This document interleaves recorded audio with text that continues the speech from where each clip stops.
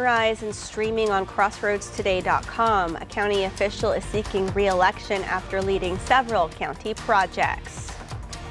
And what a new report shows: who's paying for the majority of tariffs hitting Americans. Plus, the war in Gaza now seemingly at an end after several countries joined together in a peace deal. And for your Tuesday, yep, you guessed it, we're still looking a little bit warm out there with highs near 90. But if that's not for you, we still have a front coming our way this weekend, to which I have good and bad news on. All that in the weather coming up. And who will be our game of the week here in Week 8? I'll tell you that later on. You're watching 25 News Now Sunrise. Good morning, Crossroads. Welcome to your Tuesday morning. And I am looking forward to cooler weather, Parker. I am too, but I'm not entirely sure. I need to wear a sweater. I want to wear sweaters and boots. You know, I think a lot Fall of us fashions. Because it's October 14th. It's supposed to be cool out there, right? Unfortunately, no. I mean, it is kind of cool out there right now, because looking live in Victoria, we're 63 degrees, so not too bad. Dew point still 2 degrees off at 61, bringing us that 93% humidity. Technically, that's enough to see fog, but don't worry about that this morning, because you can see right here our winds calm to light at about 5 miles an hour or less. But the difference maker is that the winds are kind of shifting back and forth out of the east-northeast right here and the southeast at times. And that's bringing us a little bit of dry air kind of mixing in with the humid air. So no fog to worry about this morning. And with the drier air kind of seeping in, that's still bringing us some clear skies, allowing our lows to radiationally cool to the low and mid 60s. Folks on the coast, y'all are still in the 70s. I'm sorry, that's because you're all right next to the warm Gulf. So don't know that y'all going to be dropping into the 60s until we actually get a front. We're going to look at that later, because humidity this afternoon, it's humid now, but the humidity will be plummeting again this afternoon. So if you're sending your kiddos at the door this morning, that means pack them some water bottles and some sunglasses. It's going to be sunny and warm, of course. We'll have all those details next. Victoria County Judge Ben Zeller announced his intention to seek re-election in 2026. Judge Zeller says he feels humbled to be trusted by the people of Victoria. Zeller was first elected as Victoria County Judge in November of 2014. Zeller led Victoria County through a budget season that included cutting tax rates, increasing first responder pay, and making major investments in county facilities. Those investments include upgrades to the county jail, a new regional law enforcement training center, and the expansion of an intensive care unit at Citizens Medical Center. I put a lot into this role because that's what the folks of Victoria deserve. There are few people who ever get the responsibility and honor of serving as a county judge in Texas. I work every day to be deserving of the trust that folks have shown in me. Judge Zeller says he wants to continue putting people first and providing leadership. And he says he wants to continue seeing projects throughout the county completed. State Senator Lois Klokhorst has been named to the Senate panel investigating the July 2025 floods. The committees created during the second called special session will meet jointly to review floods, including actions at summer youth camps. Lieutenant Governor Dan Patrick said the panel will look into Camp Mystic, where 27 girls died, and promises families will get answers. Speaker Dustin Burrows added the committee will identify ways to improve the state's response to future floods. Klokhorst joined Senators Flores, Perry, Hughes, and Menendez on the panel. A Goliad native has been appointed to the State Health Services Authority Board of Directors. Shannon Calhoun has been reappointed by Governor Greg Abbott. The board oversees the state's health information exchange system, which helps coordinate and secure medical data across the state. Calhoun is the Chief Revenue Officer for Ivy Insure. She previously served more than 20 years as CEO of the Southeast Texas Health System. Calhoun also volunteered locally with the Goliad County Emergency Response Clinic and the Goliad County Chamber of Commerce Finance Committee. Turning to the economy, new tariffs take effect today. ABC's Nicole D'Antonio has details amid a new report warning American consumers are bearing the brunt of rising prices. As new tariffs take effect today, a new report finds Americans, at least for now, are absorbing the majority of the extra cost. According to Goldman Sachs, U.S. consumers will absorb 55% of tariff costs by the end of the year. American businesses, just 22%. Foreign exporters, 18%. New tariffs take effect today on kitchen cabinets, bathroom vanities, upholstered furniture, and lumber. The White House insists tariffs will have major economic benefits in the long term. Meanwhile, as the federal government shutdown enters its third week, the Treasury Secretary says the economy is starting to feel the effects. This is getting serious. It's starting to affect the real economy. We are having to hold back on some payments so that the brave men and women in the U.S. military can get paid. Democrats are demanding Obamacare subsidies be extended to keep healthcare costs from rising. But the House Speaker says he won't negotiate until Democrats agree to reopen the government. We're barreling toward one of the longest shutdowns in American history. The American people want us to reopen the government. They want bipartisan negotiations, and they want the Congress to address the healthcare crisis that is devastating them. Millions of federal workers have now received their final paycheck, and the Trump administration has fired more than 4,000 federal workers, including many inside the Department of Education. Sources say the special education staff has been decimated. Every minute counts, every service counts, and this time wasted, it will change their trajectory to become independent adults. And overnight, we learned dozens of federal employees that work on substance abuse and mental health have also been laid off. Nicole D'Antonio, ABC News, Washington. President Trump led a peace signing ceremony in Egypt Monday. The document supported the ceasefire reached in Gaza, ending the Israel-Hamas war and developing a long-term vision to rebuild the devastated Palestinian territory. President Trump officially signed the deal with the presidents of Egypt, Qatar, and Turkey. The peace deal came as Hamas freed the last 20 surviving Israeli hostages Monday. It came as Israel released 250 Palestinians serving long terms in Israeli prisons and 1,700 others detained in Gaza during the war. The releases are part of the U.S. brokered ceasefire deal, a big step toward ending 2 years of shattering war in Gaza as President Trump proclaimed the historic dawn of a new Middle East. For more local news content and the latest on local weather, or to submit your news tips, birthdays, and military heroes, come to crossroadstoday.com and stay connected. Remember, follow us on YouTube, Crossroads Today, hit the like button and click that notification bell. The time now, let's get a look at our clock up here. It is just about 6:38 on our Tuesday morning. Here's a look at what's coming up next on 25 News Now Sunrise. As higher education curriculum comes into question, one local college comments on their coursework. President Trump returns home after securing the Israel-Hamas ceasefire agreement. I'm Nicole D'Antonio in Washington with the details and what's next for the region. And also coming up next after the break in the short-term forecast, you heard me say today it's going to be another warm day. So coming up next, I'll tell you just how warm I think it'll be near you.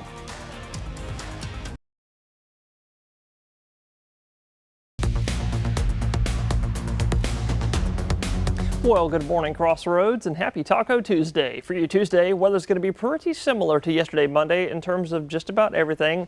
Most of that is going to be thanks to our high pressure system, which is right on top of our heads, and that's going to be bringing us lots of sunshine. Both of them are directly correlated. And like I said, going to bring us weather pretty similar to yesterday. You can see highs most of the area on Monday. These are Monday's highs. Most of us got to the low 90s. Some of us on the coast got to the upper 80s. That's thanks to right next to the warm Gulf water, which is keeping humidity a little bit higher. But everyone else, we're going to be looking about the same thing today, maybe 1 degree hotter because of the sunshine. And you're going to see lots of that here on your future tracker. Here's 6 a.m. I guess that's right now. But as we go into 9 a.m. later this morning, you can see southwestern counties, including Bee, Goliad, Karnes, maybe Refugio County. Y'all might be looking mostly sunny, maybe partly cloudy, with all this moisture streaming off the Gulf toward the Corpus area. And with that moisture, they actually have a chance for rain today. We on the other end, not looking like that. We're on the actually the opposite side. You can see lots of sunshine for us.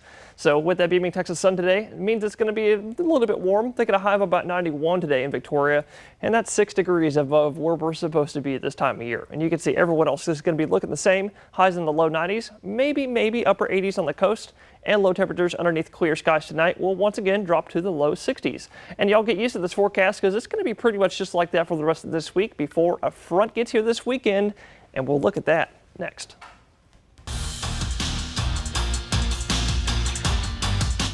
We officially only have 4 weeks left of the regular season of Texas high school football, and teams are starting to separate away from the pack. Before our game of the week for Week 8, we're heading up to Cuero. We're the number 5 team in the Sinton Pirates from the Corpus area, and they're currently ranked number 5 from Dave Campbell's Texas high school football rankings. And they're undefeated, going to face a very determined Cuero Gobblers team after their 1-point loss last week to the Rockport Fulton Pirates, 57-56 for the Gobblers. They had a 20-point lead over Rockport Fulton last week until that evaporated very quickly in the second half. And they're looking to have more complete game this week versus Sinton. For the Gobblers, they know they can score a lot of points there with Jackson Reed, their quarterback, and wide receiver Walker Dietz, but the main challenge will be on the defensive side, especially containing Sinton star running back Micah Green, who, get this right now, has rushed over 261.7 yards per game and has 17 total touchdowns on the ground there for the Pirates. So the Gobblers hope to stop him in the ground game and also make Quincy Best, their quarterback there, kind of beat you. He only has 6 touchdown passes there for Sinton, so hopefully if they can make it more of a passing game for Sinton, I think Cuero's got more of a fighting chance to keep up with them and avoid trying to go 0-2 there in district play. This is Max Williams, 25 News Now Sports. We want to invite y'all to experience our digital streaming service, Crossroads Today Plus. You can find it on your connected TV through Amazon Fire TV, Roku, Apple TV, Android TV. Just search for Crossroads Today Plus. This morning, President Trump returning from Egypt after signing a peace agreement. ABC's Nicole D'Antonio is in Washington with what's next for the region. This morning, President Trump returning home from the Middle East after securing a ceasefire agreement between Israel and Hamas. The president now declaring the war is over in Gaza as he warns there's still a long road ahead. Together we've achieved what everybody said was impossible. At long last, we have peace in the Middle East. It comes after an emotional day in Israel and Gaza. In Tel Aviv, celebrations erupted in what's become known as Hostages Square, as families were reunited with loved ones. As part of the first phase of the ceasefire agreement, Hamas releasing 20 living Israeli hostages and the bodies of some of the deceased hostages. In exchange, Israel releasing nearly 2,000 Palestinian prisoners. But now the focus shifts to what's next. When pressed to talk about phase 2, President Trump would not commit to a 2-state solution for the Palestinians. I'm not talking about single state or double state or 2-state. We're talking about the rebuilding of Gaza. More than 20 world leaders gathered for yesterday's historic peace summit and the signing of the ceasefire agreement, but notably absent were Israel and Hamas. Experts say the memorandum appeared largely symbolic and vague. Another question moving forward, will Hamas be willing to give up its weapons? President Trump says Hamas has been given approval to rearm to serve as a Palestinian police force for a period of time. I don't see any scenario in which Hamas is going to 100% willingly give up all their arms to the Israelis. Former President Biden, whose administration laid the groundwork for the deal, posted on social media to congratulate Trump, saying, "I'm deeply grateful and relieved this day has come," and thanking him for getting it over the finish line. Nicole D'Antonio, ABC News, Washington. Some Texas community colleges are removing course materials as part of a broader push to limit discussions about gender identity. Victoria College officials say they have a well-established process to review courses and programs to ensure they meet state and federal standards. According to the Texas Tribune, at least 2 other community colleges, Alvin and Blinn, are also reviewing what they can teach high schoolers enrolled in their fast-growing dual-credit courses. The time now is 6:45 on our Tuesday morning, still to come on Sunrise. New port fees and investments from the nation's largest bank. We have the latest on your top business headlines. All right, it's time to celebrate some birthdays. Happy birthday to Desiree. She's celebrating 26 years. Happy 26th birthday, Desiree. Have a beautiful day. Love from Mom, sister, and Momo. We love you. That's right. Happy birthday, Desiree. And also happy 70th birthday to Daniel. He's celebrating today. Happy 70th birthday to Daniel from his wife, daughter, son, and all his grandchildren. We love you so much. Do you want to take it away? I can't attempt You it, do it. but I love Usher. He did a great Super Bowl halftime show, and he's celebrating a birthday today. Happy birthday to Usher. He is 47. Yes, y'all do it. I can't. And also happy birthday to Takesha. Happy birthday, Takesha. You're an incredible mom, a beautiful soul, and a true inspiration. Thank you for being the glue, the glam, and the greatness behind it all. Happy birthday, Takesha. And to see your birthday wish live on 25 News Now Sunrise, you can come to crossroadstoday.com. Just click the drop-down menu, then click the Home tab, and then you'll see Submit Your Birthday Photo. And happy birthday to Ernesto and Curtis. And a happy birthday additionally to Takesha. We're Facebook friends. That's right. So hope you have a great time celebrating. And the time is now 6:47 on our Tuesday morning. Happy birthday. That's right. Happy if you're birthday. celebrating one today. That's right. Happy birthday. Stay with us. We'll be right back.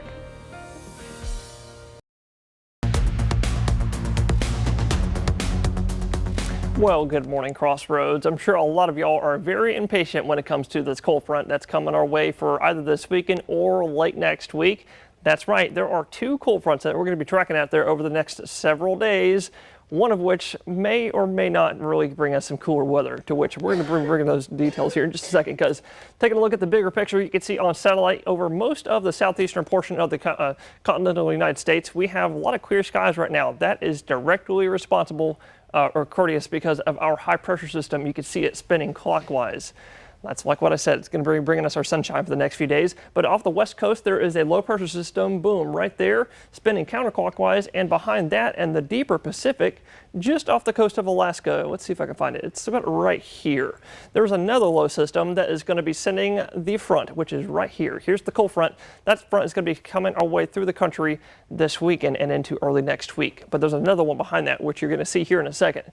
So here's the news. Here's the good and the bad news. Starting out with the bad news, this low system is going to be meeting up with that second low system that's off the coast of Alaska, and they'll combine and converge into one over the weekend. Here's Saturday, 7 p.m. Here's that low system. That will shoot off of the Rockies as we go into the weekend and into early next week, and that low is going to be the one responsible for sending a front through the country. But here's the bad news. The front will pass us on Sunday night, but high pressure developing right behind it is going to be bringing winds right back out of the Gulf. We're talking immediately returning winds out of the Gulf on Monday. And that's going to keep our highs in the mid-upper 80s instead of the 70s like I thought. That's the bad news. Here's the good news. You see all this low pressures are coming off of the mountains again. That's another much larger system that should bring us another front for late next week. And we'll look at all that and more later on Sunrise. In addition to the tariff battle between the U.S. and China, both countries will also collect port fees from shipping companies. Starting today, China will charge the port fees on all U.S. ships, but cargo ships based in China would be exempt. The U.S. says it's charging the fees because of what it describes as China's unfair practices in the maritime industry. JP Morgan will dedicate $10 billion in American companies that it says are important to national security. That's according to the Wall Street Journal. AI companies, defense contractors, and companies that produce rare earth materials used in phones and electric cars will be the beneficiaries. This as the president last week threatened a 100% tariff on Chinese imports over its rare earth materials. Bank of America raises its forecast for the prices of gold and silver next year, with gold expected to hit $5,000 an ounce, while silver could hit $65 an ounce. Prices in these materials usually rise in the midst of economic turbulence because they are considered safer investments. We turn now to new research on the effect that social media is having on children and their brains. ABC's Faith Abube has more as Instagram rolls out a big change for teenagers today. A new warning for parents about how social media is affecting preteens. Researchers finding the more time kids spend on sites like TikTok and Instagram, the lower their scores on reading and memory tests. Even just 1 hour a day on social media was found to have an impact. This not only shows us that a small amount of social media can actually potentially interfere with learning, with school performance, but also that there's a dosage effect. So the more social media these kids are using, the worse they're doing. The study of students ages 9 to 13 found about 1 hour per day on social media led to test scores 1 or 2 points lower. Those spending more time on social media saw a 4 to 5 point drop. While a few points may not seem like a big deal, doctors warn teens' social media use increases as they age, meaning more risks down the road. We are essentially putting an entire generation of kids in an uncontrolled experiment with the amount of social media that's out there, with how addictive these phones are, and all of it ties together. And who knows what could potentially happen in 5, in 10, in 20 years. Just yesterday, California became the latest state to require warning labels on certain social media sites when kids log on. Tech companies have defended their safeguards when it comes to kids online. Effective today, Instagram says it's limiting what teens can see and do on the platform. It says if a user under 18 searches for an adult topic or an account that typically posts content deemed inappropriate for minors, that content will now be blocked. We really are striving for teens to be able to have an experience on Instagram that a parent would understand to be a PG-13 experience. Faith Abube, ABC News. Still to come on Sunrise, news to know before you go, how the Trump administration plans to pay troops as a shutdown continues.